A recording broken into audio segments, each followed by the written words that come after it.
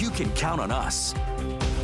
This is 7 News Good Morning Fort Sill. Well, thanks for joining us for Good Morning Fort Sill. We've got another big week ahead, including some cooler weather. So for more on that news, we turn it over to meteorologist Ulysses Garcia. Ulysses, how soon can we expect those lower temps? Well, Kyle, we could actually start seeing some of those cooler temps arriving as we make our way throughout the day, but definitely more so as we go into tomorrow. That's really where we're going to be dealing with the coolest air here across Texoma. We did have already a front that pushed through last night, and then we're actually going to deal with another one that's going to be arriving here as we go throughout the next 24 hours. We can see most of the rain north of I-40, but there's a couple showers that could make their way south of I-40 throughout the morning hours. Looking at your almanac from yesterday, we topped out at 96 degrees, low temperature at 70. So pretty much for the most part, a seasonable day across the board.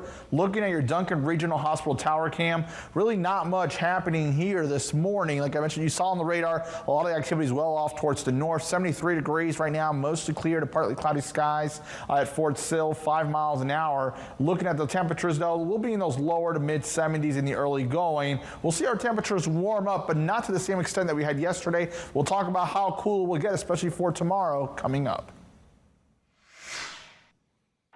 Members of the National Guard could soon deploy to Chicago against the will of state and local leaders. President Trump says he's worried about crime, but statistics say that crime is actually down. Amy Kiley has more on what might unfold in the Windy City.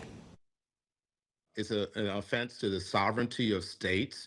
Democrats in Illinois say they'll sue if President Donald Trump deploys National Guard members to Chicago over their objections. Two officials confirm he's considering that option to expand his crackdown on crime and illegal immigration. The Posse Comitatus Act limits the ability for the president to federalize the National Guard.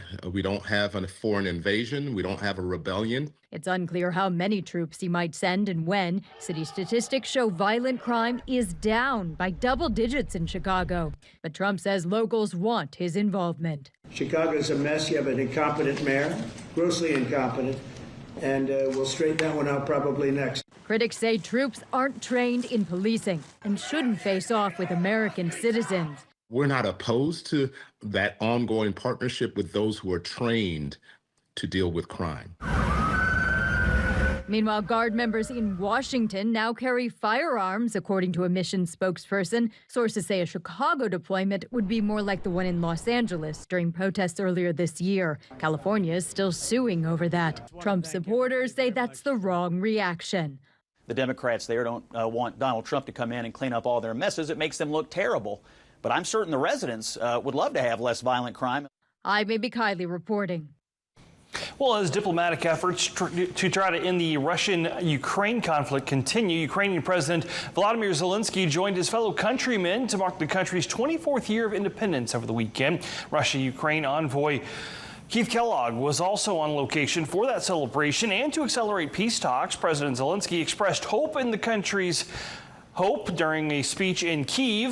Vice President J.D. Vance also expressed his frustration with the ongoing war while praising President Trump's active role during negotiations. I think the Russians have made significant concessions to President Trump for the first time in 3.5 years of this conflict. They've actually been willing to be flexible on some of their core demands. They've talked about what would be necessary to end the war. Of course, they haven't been completely there yet, or the war would be over, but we're engaging in this diplomatic process in good faith. We are trying to negotiate as much as we can with both the Russians and the Ukrainians to find a middle ground to stop the killing.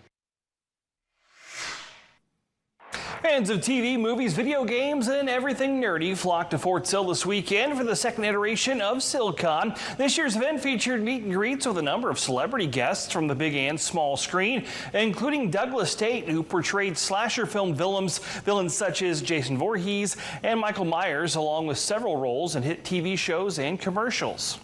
I've been acting for 30 years. I started in high school, and my first big job was Jason from Freddy vs. Jason. So I'm the last person to work with this guy, Robert Englund. This is the last time he's played the character Freddy in a movie. And then from there, I've been in a lot of films, Zathura, Land of the Lost. I'm the Jacqueline Sasquatch in the Beef Jerky. Attendees were also able to check out memorabilia, buy merchandise from vendors, participate in a cosplay contest, compete in a gaming tournament, and a whole lot more. Well, the Fitness Center at Altus Air Force Base has come up with a unique program. They're calling it the Lift a C-17 Challenge. From September 2nd until November 7th, advanced weightlifters will have the chance to lift the equivalent of a C-17 aircraft, which is approximately 282,000 pounds. Now, beginners will have every pound they lift doubled. If you're interested in this challenge, you have until a week from tomorrow to sign up at the Fitness Center. Longtime Shepherd Air Force Base partner Reno Gustafson was recently recognized for his support with the new conference room that now bears his name. The Gustafson Battlestar Conference Room serves as a lasting reminder of Gustafson and his service towards both Shepherd Air Force Base and the security forces. He was joined by leaders from Team Shepherd, Area Emergency Services, and members of his family to celebrate his unwavering commitment and legacy of partnership. If you're a military spouse looking to build your career or a service member who's transitioning to civilian life, the Military and Family Readiness Center at Shepherd Air Force Base, as you covered, they're hosting a career and education fair tomorrow at the Event Center. The fair will be from 10:30 in the morning until 1:30 in the afternoon. It will feature over 30 potential employers, 10 colleges, along with a chance to get free professional headshots. The event is open to anyone with base access. Cameron University will be welcoming education claims processors from the Department of Veterans Affairs, as well as representatives from Fort Sill next week. Veterans, active service members, and their dependents who have questions regarding VA benefits can get assistance from representatives on Wednesday, September 3rd. The event will be from 8 in the morning until 3 in the afternoon in the room 301 of North Scheffler Hall. And the Oklahoma Department of Veterans Affairs is hosting a free business conference next week. It will be held September 2nd through the 4th at the Metro Tech Spring Lake campus in Oklahoma City. The event is free to attend, and it is open to all military-connected entrepreneurs, including veterans, active duty, Guard, Reserve, and their families. The three-day conference features workshops and training on business development, networking opportunities with fellow veteran business owners and community partners, vendors, and much more. Those interested in attending can register at the website you see on your screen. Well, today marks the anniversary of the death of American icon and astronaut Neil Armstrong. When Good Morning Fort Sill returns, we will take a look back at the legacy of the first man to ever walk on the moon. This 7 News broadcast is sponsored by Southwest Buick GMC. This just in, the town of Velma is being evacuated. Stay connected to the team you trust your way. Get breaking news and investigations here on the 7 News app. Mark, what are you seeing? Right now I'm here at 2nd and F. Instant forecast with real-time alerts here on the First Alert 7 weather app. And stream live on your TV here or watch anytime on your schedule. Download all 3 for free. Stay connected to 7 News wherever you are. Every evening. Man charged in a deadly hit and run from 2023 has been sentenced. Your first alert for what's next. That triple-digit heat that you saw in those 2 towns, that'll be throughout most of our areas we head into next week. 7 News, working for you every night at 10. Investigate TV Plus Weekend, starting September 13th on 7 News. Don't wait to see the news that affects you. Know first with 7 News at 4 p.m. Here's your first alert forecast with meteorologist Ulysses Garcia. Welcome back, everyone, and looking over your Jackson County Memorial Hospital Tower cam in Altus. Really not much happening, but you did see that some of those showers are mostly along I-40, and we could see some of those make their way down towards the south throughout the morning hours or even into this afternoon. So just keep that in mind. Just keep an eye on the sky, maybe have that rain gear just in case. Currently, though, 66 degrees in Elk City, 70 in Hobart, 73 in Altus, 73 in Lawrence, 74 in Wichita Falls, 76 in Vernon, 75 in Monday, and also towards Paducah. Looking at what's happening, though, we do have that front. It's pretty much a stationary front right now, but a little bit of a trough as well. And you can see just all that rain that's making its way over northwestern Oklahoma. Some of that will make its way into parts of Texoma, mostly north of the river. So if you're south of the river, most of the forecasts there will be mostly dry. But north of the river is where we have the better chance to see some widely scattered showers. So you can see that here as we go throughout the day, especially our northernmost communities have the best opportunity. So even Lyme's kind of in that 20 to 30% chance, and a little bit more so this afternoon going into this early evening. Notice how those rain chances kind of continue on and off as we go into tonight and even into tomorrow morning, and then they kind of begin to gradually dwindle down as we make our way into the afternoon. Wednesday we're looking to be our driest day. Then we start seeing some rain chances returning Thursday, and then the models are kind of debating a little bit on the rain chances for Friday. For now, we'll keep the rain chances for Friday. Looking at your PT forecast at Fort Sill, we'll have those temperatures in those lower 70s, but it's looking to be a dry one here for the early going. We'll top out this afternoon around 88 degrees.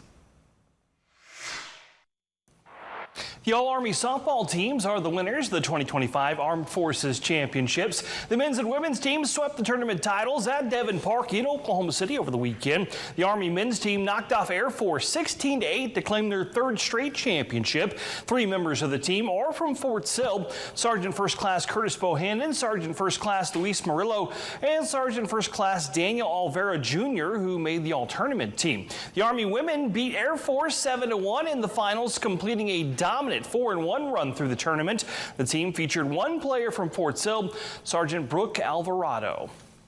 The Army has announced that they will be transitioning to a family of standard batteries that they will be using for multiple pieces of equipment, including night vision goggles, radios, GPS devices, and much more.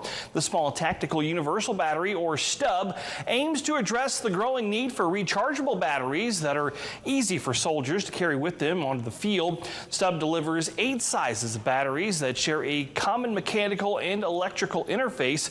Each battery size provides a different amount of energy from which soldiers could choose depending on their mission needs. The program is still in the prototype phase, and military leaders hope to have it in the hands of soldiers within a year. Well, Sergeant Major of the Army Michael Weimer spoke to his colleagues in the Colombian military to emphasize the importance of shaping the next generation of non-commissioned officers. Weimer is a career Green Beret who previously served in Central and South America. Colombian leaders and Weimer emphasized that every senior enlisted leader has a responsibility to train their replacements, noting that while technology evolves at unprecedented speeds, the fundamentals remain the foundation of readiness. Today in military history, it is the 13th anniversary of the death of American astronaut and U.S. space travel pioneer Neil Armstrong. Armstrong was the first man to ever step foot on the moon, famously saying, "One small step for man, one giant leap for mankind." It was part of the Apollo 11 mission alongside Buzz Aldrin and Michael Collins in 1969. Armstrong also participated in NASA's Gemini 5, 8, and 11 missions. Prior to his time with NASA, Armstrong served as a naval pilot during the Korean War before becoming an experimental research test pilot. Armstrong went on to serve as Deputy Associate Administrator for Aeronautics at ARPA and taught at the University of Cincinnati before his eventual retirement. He was 82 years old at the time of his death in 2012. Still to come, Venezuelans are heeding President Nicolas Maduro's call to join the militia as the U.S. moves toward Latin America. Coming up, why they are taking up arms to defend their country. This 7 News broadcast is sponsored by Southwest Buick GMC. This just in, the town of Velma is being evacuated. Stay connected to the team you trust your way. Get breaking news and investigations here on the 7 News app. Mark, what are you seeing? Right now I'm here at 2nd and F. Instant forecast with real-time alerts here on the First Alert 7 weather app. And stream live on your TV here or watch anytime on your schedule. Download all 3 for free. Stay connected to 7 News wherever you are.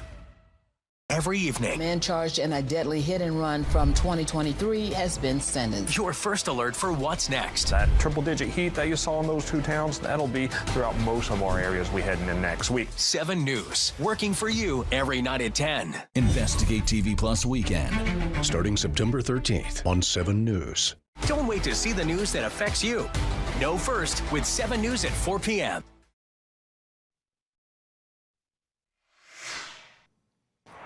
Students across the country are returning to school, but in Washington, D.C., they're doing so at a time when National Guard troops are occupying the Capitol. President Trump mobilized the federal takeover of D.C. earlier this month in an effort to fight crime and homelessness. More than 2,300 troops are currently providing support to Metropolitan Police and have recently been authorized to carry weapons. However, some parents and students are uncertain about how they'll be affected. You can't ignore it. Like in this city, in this state that we're in, it's everywhere you go, you see police. I'm hoping that they just protect us. It's like we're kids. We haven't gotten clear understanding from the schools or from DCPS. I've been on a few different calls. I haven't gotten understanding besides some basic know your rights. As of now, it's unclear how long the troops will remain in D.C. President Trump has touted the success of the move and has hinted at deploying troops in other major U.S. cities. Well, Venezuela has extended their call for citizens to register as militiamen in response to U.S. warships being deployed in that area. Earlier this month, the White House announced they were doubling their reward for the arrest of Venezuelan President Nicolas Maduro, accusing him of working with drug cartels to flood the U.S. with fentanyl-laced cocaine. The move has drawn mixed reactions from Venezuelan citizens. I have never used a weapon, but defending the country is not only about having a weapon. We must continue Hugo Chávez's legacy to fight for the homeland and the rights of all Venezuelans. We defend our people, and we, one way or another, are going to defend ourselves. The Venezuelan government has denied the Trump administration's accusations and has called for help from their Chinese counterparts. So far, no response from Beijing. U.S. Ambassador to Israel Mike Huckabee is criticizing the Union nations after the organization declared that parts of Gaza are experiencing a man-made famine. Huckabee spoke out on X, saying the organization declared itself corrupt and incompetent and accused them of leaving food to rot in the sun. On Friday, the UN-backed Integrated Food Security Phase classification found that famine has been confirmed in areas including Gaza City, now also the new site of a major new Israeli offensive. In Iowa, the skies above the Davenport Municipal Airport will fill the military's finest demonstration teams as part of the Quad Cities Air Show over the weekend. Attendees were able to experience an air and on-ground World War II demonstration, parachute teams falling from the sky, the U.S. Air Force Thunderbirds, and much more. They also got the chance to celebrate the military and the work that they do for our country. It makes me feel like I'm not the only one that wants to be a fighter pilot. It's a great feeling seeing all the young kids out here wanting to meet us, talk to us, talk about our experiences, and hopefully inspire them to join the Air Force or any other branch one day. Well, more than 500 historians from Jackson, Michigan helped bring American history to life and educate the public on the American Civil War. Now, the event was also a time to commemorate the 250th birthday of the U.S. Army. Historical vehicles, horses, and cannons were on display. If we can roll to that video now. There we go. Organizers stressed the importance of learning about American history. Michigan sent 90,000 boys to go fight in the American Civil War. 15,000 of those boys, young boys from communities like Jackson, never made it back home. This is where we tell their stories and honor their service that ultimately ended the evil of slavery in America. A Young Marines unit in Albany, Georgia is getting recognition on the national stage after being named the Unit of the Year. Young Marines is a program that aims to guide boys and girls ages 8 to 18 through a drug-free life filled with community service, first aid training, discipline, and physical development. The goal is to prepare Albany's youth for a successful, goal-oriented future. Well, when we were put on the stage in contention for being the Unit of the Year nationally, I was just looking to get out of the way so that the winner was going to come up, and we were awestruck whenever we heard the news that we were the Unit of the Year. So it's a great honor. The Albany Young Marines unit competed against 5 other divisions in the Southeast region and more than 200 units nationally. According to the CEO of the National Young Marines, the Albany unit's active participation in their community set them apart from the rest. Well, over 60 Kentucky veterans had a once-in-a-lifetime opportunity over the weekend to visit our nation's capital, not only to honor their lost comrades and loved ones, but also to be honored themselves. For many of the veterans on Honor Flight Kentucky, this trip gave them the chance to reconnect with their military history. Alvin Gross served as a guard at the Tomb of the Unknown Soldier in Arlington from 1962 to 1963. He still carries the pride in his country he felt back then during his time in service. The three guards, when they have that heel click, they just want to sound like one. That's the closest thing to perfection a soldier will ever do. We were considered the elite of the Army. Here's your First Alert forecast with meteorologist Ulysses Garcia.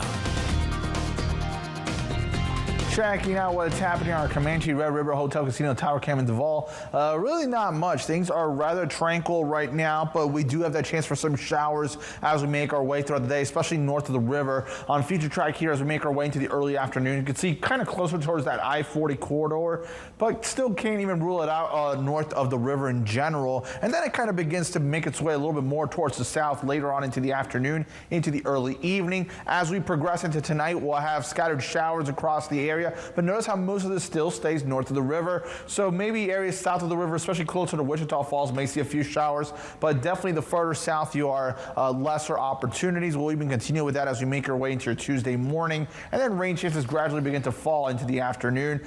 For Fort Sill, for your morning PT forecast, it's looking to be a dry one here. Temperatures in those lower 70s across the area. By the time we make our way towards this afternoon, we'll warm things up to 88 degrees. Widely scattered showers and storms.